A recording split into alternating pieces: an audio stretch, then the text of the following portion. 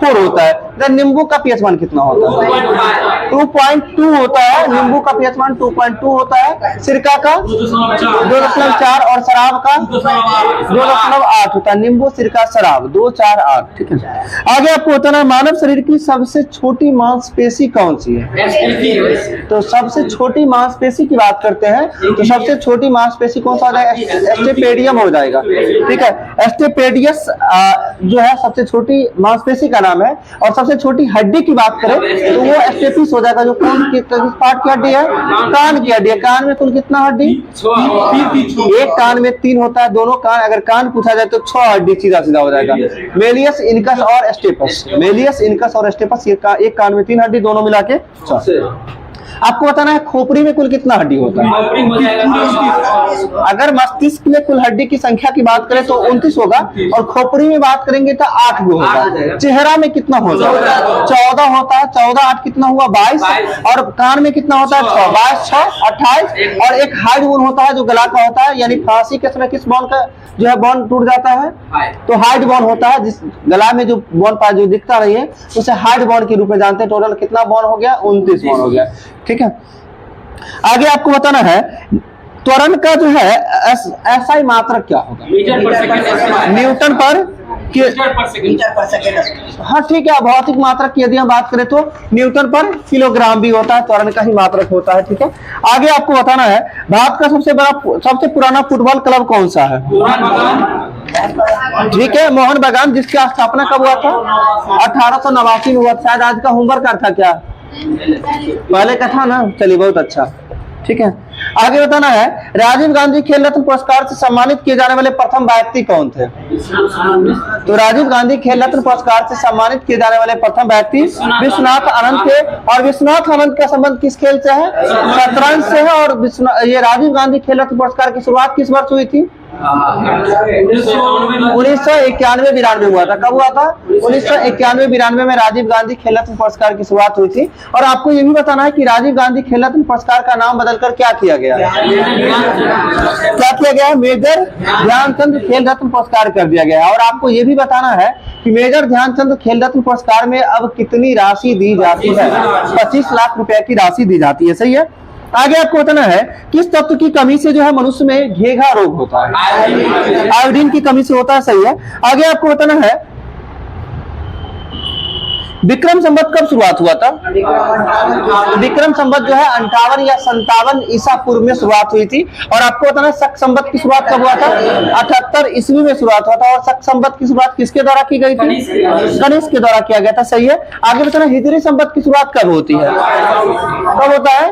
622 में होता है। किनके द्वारा किया जाता है? पैगंबर मोहम्मद साहब के द्वारा किया जाता है। ठीक है, आगे आपको बताना है फिलेटली किसे कहा जाता है? यानी क्या है फिलेटली?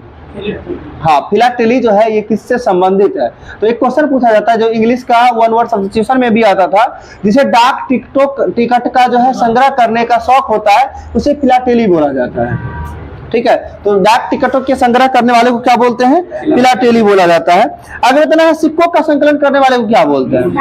न्यूमिस्मेटिक्स बोला जाता है। ठीक है, आगे आपको बताना है भारत में के जो है पूर्वोत्तर राज्यों की कुल सीमा, भारत के पूर्वोत्तर राज्यों की कुल जो है सीमा जो है कुल कितने देशों से लगती है? 5 देशों से। यानी पूर्वोत्तर राज्य की सीमा जो है उधर के 5 देशों से जो है लगती है। ठीक है, आगे आपको बताना है आयुर्वेद जो है किस वेद का उपांग माना जाता है? हाँ, आयुर्वेद को जो है किस वेद का उपांग माना जाता है? अथर्ववेद का ना। आयुर्वेद अथर्ववेद से होगा ना। आगे बताना है बताएगा एपन नृत्य, ये जो है अपन कला का संबंध किस राज्य से है? उत्तराखंड से होगा ना, उत्तराखंड से। आगे तो आयुर्वेद के अनुसार शरीर के त्रिदोष क्या क्या है? हाँ, वात, पित्त और कफ। ये यानी जो है आयुर्वेद के अनुसार जो है शरीर के बोला जाए तो त्रिदत्त, यानी कौन है? त्रिदत्त बोले। ठीक है। आयुर्वेद के अनुसार शरीर के त्रिदोष यानी 3 को दोष कौन कौन सा है, तो वही हो जाए वात, पित्त और कफ होता है।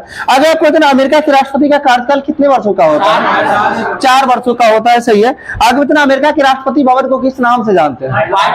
व्हाइट हाउस के नाम से जाना जाता है, सही है। आगे आपको बताना वर्तमान में अमेरिका के राष्ट्रपति कौन है? जो बाइडेन, जो कि क्या में राष्ट्रपति है? 46वें राष्ट्रपति है, सही है। और उपराष्ट्रपति कौन है? कमला हैरिस, जो क्या में उपराष्ट्रपति है? 50वें कि 49वें? 49 होगा ना, 49 होगा, ठीक है।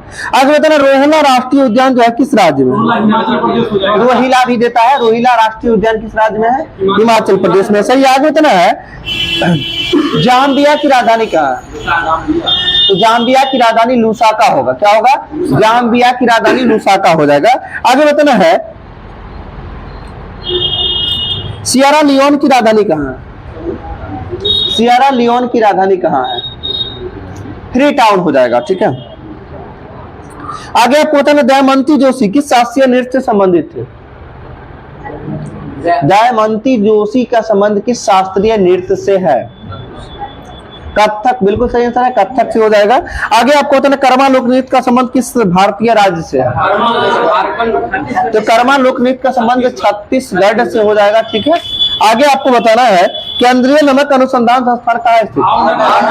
भावनगर कहाँ पड़ता है? गुजरात में। भारतीय परमाणु आयोग द्वारा जो है पोखरण में कब पहला भूमिगत नाभिकीय परीक्षण किया गया था? 1874 की 1974? 1974 में किया गया था, जो कि डेट की बात करें तो 18 मई 1974 को पहला किया गया था। और पहला नाभिकीय संयंत्र का जो परीक्षण किया गया जिसका नाम क्या दिया गया था? स्माइलिंग बुद्धा। और दूसरा कब किया गया था? 1998 में किया, जिसका नाम क्या दिया गया था? शक्ति 98, शक्ति 98। आगे आपको बताना है किस ब्रिटिश अधिनियम के अंतर्गत जो है भारतीय विधान परिषद को बजट पर बहस करने का अधिकार दिया गया? तो 1892 का भारत शासन अधिनियम के द्वारा जो है बजट पर बहस करने का अधिकार दिया गया था। आगे बताना है भारतीय संविधान की 4थी अनुसूची जो है किसको विवेचित करती है, यानी किसके बारे में बताता है? तो राज्यसभा में सीटों के आवंटन यानी को जो है विवेचित करती है, यानी व्याख्या करने का काम करती है। किस अनुसूची में? 4थी अनुसूची में। आगे बताना है आपको भारतीय संविधान का जो है कौन सा भाग संविधान की आत्मा कहलाती है? तो संविधान की आत्मा कौन सा भाग कहलाती है? तो भाग 3 कहलाती है संविधान की आत्मा, ठीक है। और अनुच्छेद की बात करें तो 32। अब आपको यह भी बताना है कि भाग 3 के अंतर्गत जो है क्या आता है। ऐसे अगर संविधान का ये भाग पूछा जाता है तो भाग में बोलना होता है वर्ड के रूप में, उद्देशिका को बोलते हैं यानी प्रस्तावना को बोलते हैं, ठीक। डायरेक्ट भाग 3 को जो है संविधान की आत्मा नहीं कहा गया है, संविधान की आत्मा नहीं कहा गया है। हाँ, संविधान का मैग्ना कार्टा किस भाग को कहा गया है? तब जाके भाग 3 ये सही आंसर होता है, ठीक है। आगे बताना सबसे पहला मैग्ना कार्टा पर हस्ताक्षर जो है कब किया गया था? 1215 में ब्रिटेन के द्वारा घोषित की गई थी। आगे आपको क्या हुआ, ठीक है।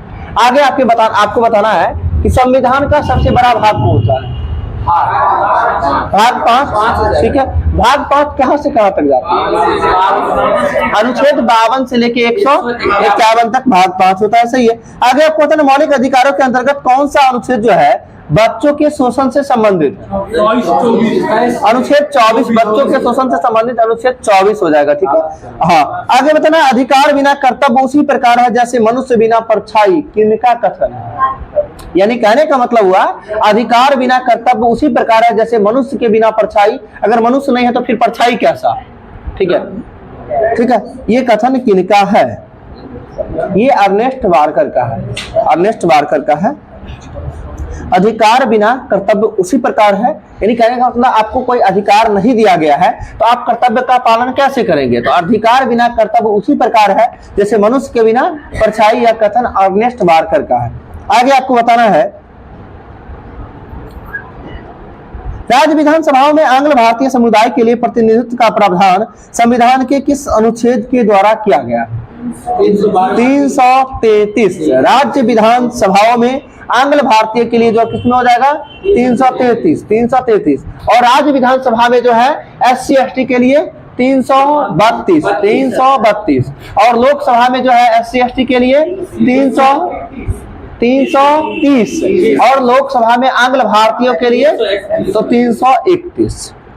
आगे आपको बताना है उत्तर प्रदेश के बाद लोकसभा में सर्वाधिक सीटों की संख्या किस राज्य में? महाराष्ट्र में। और महाराष्ट्र में लोकसभा सीटों की संख्या 48। उत्तर प्रदेश में लोकसभा सीटों की संख्या 80। यानी कहने का मतलब उत्तर प्रदेश के बाद कौन सा राज्य हो जाएगा? महाराष्ट्र। यानी उत्तर प्रदेश का 80, महाराष्ट्र का 48 और इसके बाद आता है पश्चिम बंगाल का 42। पश्चिम बंगाल का 42 हो जाएगा। इसके साथ साथ बिहार का 40। यानी बिहार में लोकसभा सीटों की संख्या कितनी हो जाएगी? 40 हो जाएगी। ठीक है, आगे आपको बताना है जी उत्तर प्रदेश में राज्यसभा सीटों की संख्या कितनी है? 31 हो जाएगा। सही है। आगे आपको बताना है उच्चतम न्यायालय के न्यायाधीशों का वेतन किसके द्वारा निर्धारित किया जाता है? उच्चतम न्यायालय का वेतन यानी न्यायाधीशों का वेतन किसके द्वारा निर्धारित किया जाता है? संसद के द्वारा निर्धारित किया जाता है।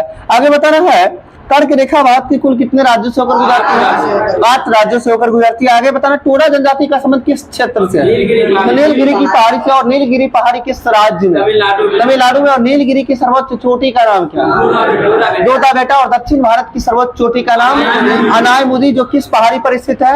अन्नामलाई की पहाड़ी पर स्थित है। और दक्षिण भारत की दूसरी सर्वोच्च चोटी का नाम क्या हो जाएगा?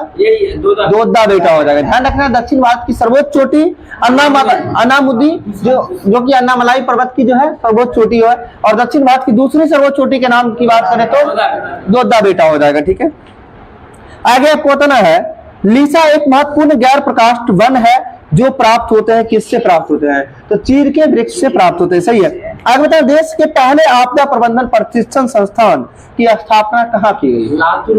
लातूर। और ये लातूर कहाँ पड़ता है? महाराष्ट्र में पड़ता है। सही है। आगे बताना है अंडमान एवं निकोबार द्वीप समूह का सर्वोच्च शिखर जो है पल्यान शिखर जिसको हम सैडल पिक के नाम से जानते हैं किस अंडमान में स्थित है? उत्तरी अंडमान में स्थित है। किसमें स्थित है? उत्तरी अंडमान में। यानी सैडल पिक कहाँ स्थित है? उत्तरी अंडमान में। आगे बताना 38वीं समानांतर रेखाएं किस किस देश को अलग करती है?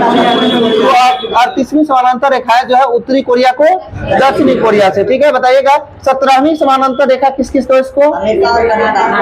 17वीं बोले तो 17वीं की बात कर रहे हैं हम। तो उत्तरी वियतनाम को दक्षिणी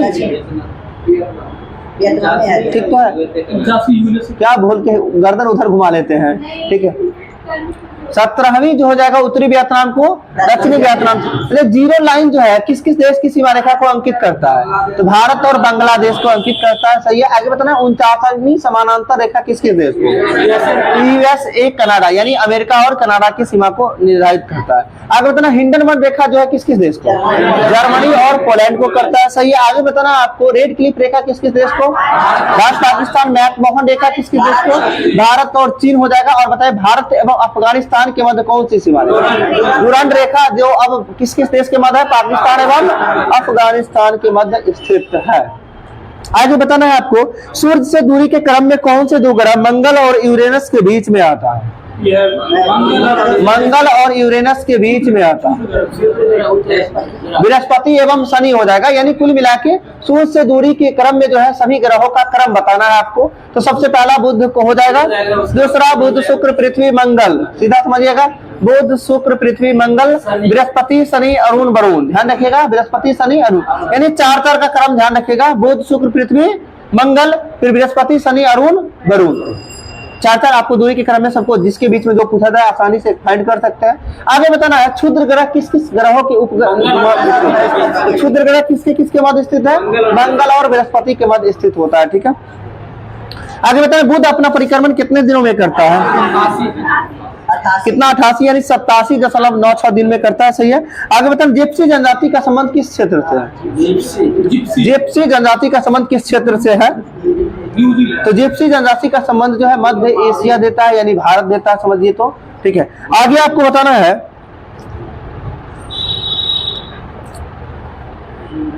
एक व्यक्ति एक संवेदनशील तराजू पर खड़ा है।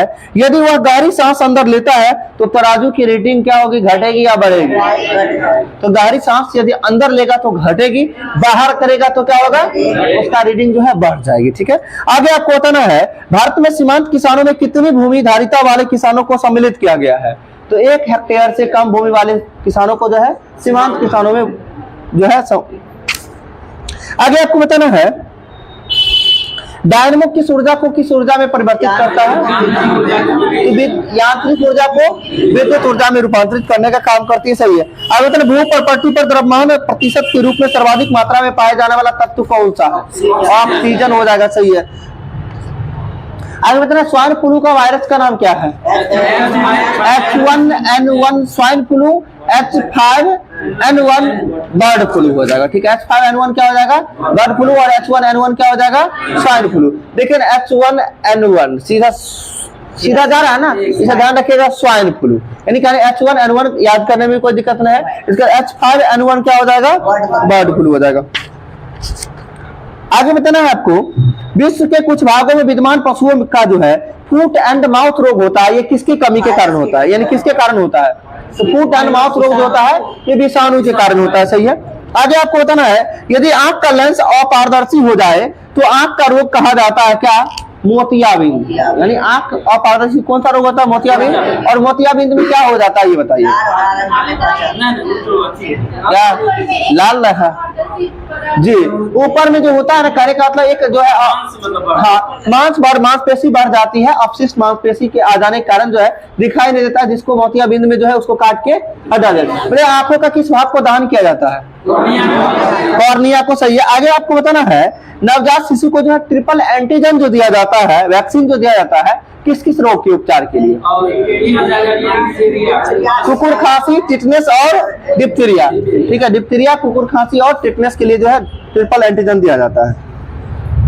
आगे बताना है आपको, अर्जुन पुरस्कार की शुरुआत कब हुआ था? 1961 में जो है अर्जुन पुरस्कार की शुरुआत, और अर्जुन पुरस्कार प्राप्त करने वाले प्रथम भारतीय भारतीय महिला एन लम्सडेन हो जाएंगे। आगे आपको 3 सेकंड का संबंध किस खेल से है? तो 3 सेकंड का संबंध किस खेल से हो जाएगा? बास्केटबॉल से हो जाएगा। सही। आगे बताना है,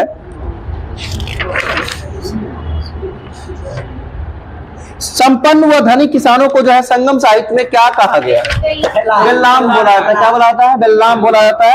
आगे बताना, ऋग्वेद में अधन्या शब्द किसके लिए प्रयोग किया जाता है? ठीक है, दूध देने वाली गाय के लिए। आगे बताना है, खिलजी शासन के दौरान जो है निर्मित वस्तुओं तथा बाहर के प्रदेशों, अधीनस्थ राज्यों और विदेशों से आने वाले माल बाजार को क्या कहा जाता था? यानी विदेश से प्राप्त जो सामान आते वस्तु, उसे क्या बोला जाता था? उसे सराद ए अदल बोला जाता था। सराद ए अदल। आगे बताना, किस अभिलेख से जो है अशोक को पहचाना गया? बताना, अशोक का नाम अशोक किस किस अभिलेख में मिलता है? मास के टोटल 4 अभिलेख में मिलता है। मास्की, गुर्जरा और नेटूर उद्गोलन। मास्की, गुर्जरा, नेटूर, उद्गोलन, इन 4 अभिलेखों में जो है अशोक का नाम अशोक वर्णित है। ठीक है। आगे बताना है आपको, देवपत्तन तथा कश्मीर में जो है श्रीनगर की स्थापना किसके द्वारा किया गया था? अशोक के द्वारा। ठीक है। आगे बताना, सिंधु कालीन सभ्यता के जो है घोड़े का अवशेष कहाँ से मिले? सुरकोटबा से मिला। सही है। आगे बताना, किस मुगल शासक को रंगीला बादशाह के रूप में जानते हैं? रंगीला बादशाह के रूप में मोहम्मद शाह को जानते हैं। घेरनेट कायर के रूप में किसको जानते हैं? फरुख सियर को जानते हैं। सही है। आगे बताना, लंपट मूर्ख के रूप में किसको जानते हैं? जहादर शाह को जानते हैं लंपट मूर्ख। इतिहास में किस शासक को नृप निर्माता, जिसे राजा बनाने वाला कहा गया है? सैयद बंधु को। नृप निर्माता का मतलब क्या हो गया? राजा बनाने वाला। किसे कहा जाता है? सैयद बंधु को कहा जाता है। आगे आपको बताना है, चंदेल वंश के संस्थापक कौन थे? नन्नू हो जाएंगे। सही है। चंदेल वंश का संस्थापक नन्नू। और कहीं कहीं पे चंदेल वंश एक और है जिसका यशो बर्मन भी देता है। ठीक है। चंदेल वंश की राजधानी बताना है। चंदेल वंश की राजधानी मान्यखेट बात करते हैं, इसका राजधानी है क्या कहते हैं? चंदेल की राजधानी खजुराहो हो जाएगा। ठीक है। मान्यखेट की बात यदि करते हैं, राष्ट्रकूट वंश का संस्थापक दंतिदुर्ग, और इसकी राजधानी मान्यखेट राष्ट्रकूट का था। ठीक है। आगे आपको बताना है, किस शासक ने सुदर्शन झील का पुनरुद्धार किया था? रुद्रदामन प्रथम। और रुद्रदामन प्रथम से संबंधित अभिलेख कौन सा है? जूनागढ़ अभिलेख हो जाएगा। और जूनागढ़ अभिलेख के लेखक कौन है?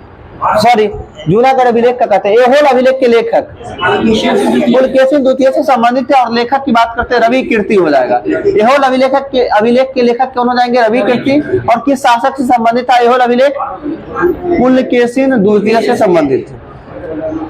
आगे आपको बताना, अंजुमान ए मुहिबाने वतन के संगठन की स्थापना किसके द्वारा किया गया था? अंजुमान ए मुहिबाने वतन के संगठन की स्थापना किसके द्वारा सरदार अजीज